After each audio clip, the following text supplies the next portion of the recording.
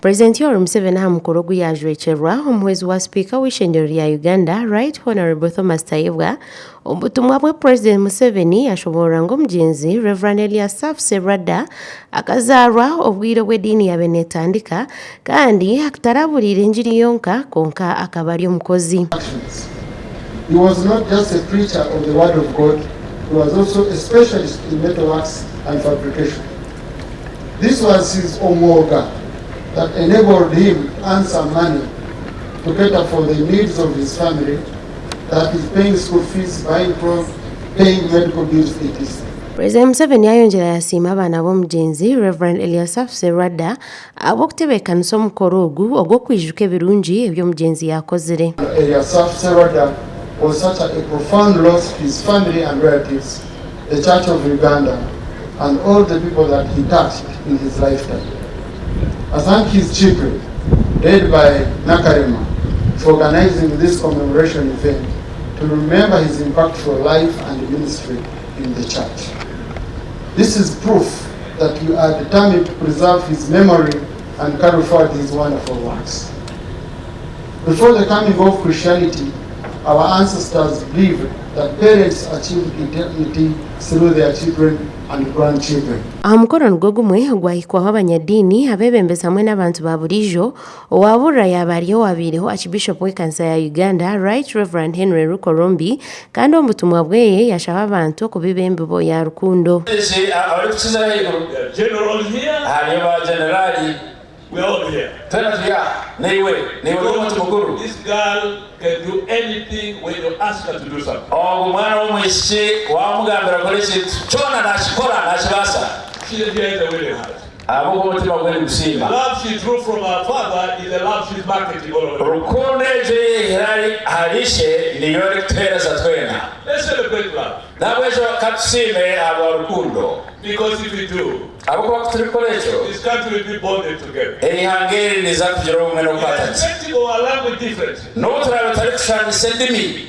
binds together. Archbishop Rukorombi Yasiima Reverend Sserwada ab'emirimo ye yakozire ab'okuba kaatiine kya Rukuronda konka aliikoorera Ruhanga. Akakonda kandi yaheereza. He made the sacrifice of his life because he loved. Yahayo abakuba kandi akunda. He was faithful. Akaba ali mwesigwa. A man of integrity. Akandi ali omusajja w'obwesigwa omujulizi. Out there to people. Omutima gwe gukangulirwa mu bantu. He never looked for promotion. Akaba taligwa n'ebitiinisa. He was satisfied to be a lay leader. We okuba omubulizi kikamumala. Because that is service. Abokuba n'obuheereza. Some of us look for promotion in the church. Bamu mulitwe noshanga nitwebunzira kugira ngo twakuzibwa mu kanisa. You can look for it and you can get it, but you'll never be satisfied. Nobaza kujironda nango bundi okuzibwa konka tolimarwa. But Reverend Sserwada. Konka Reverend Sserwada. Was happy to be a lay leader. Akabashemerera kumanya mubulizi. We His Grace Right Reverend Dr. Kazimba Mugalu Archbishop w'ekkanisa ya Uganda mu bigambo bye yashaba abantu obutatiina balebuke ngo bashaba kandi bari kusiima. These words from Philippians chapter 4 verse 6. Never be anxious of anything, but in prayers, supplications, and thanksgiving, may all your requests be known to God. Kano Edith Nakarema yashobora nko kwisheya abashabire kwombeka ekkanisa kandi kibakozire. Akaka ekira nakire nko mushyo omukuru wa biramunwana we munonga hadi n'omumoka n'ekisoba. I don't want any fundraising because my father was a very contented man, full of love and commitment, and he never wanted to beg. He never wanted to ask for things that were not in his means. This church is going to be built out of friendship and love for God.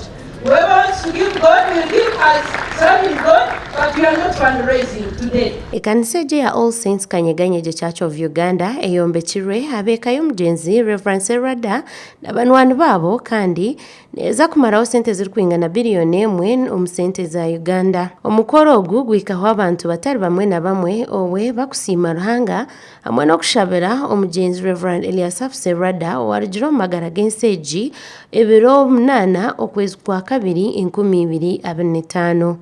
Ahabwa tayari Western Susan alina omukisa omuli Mbarara.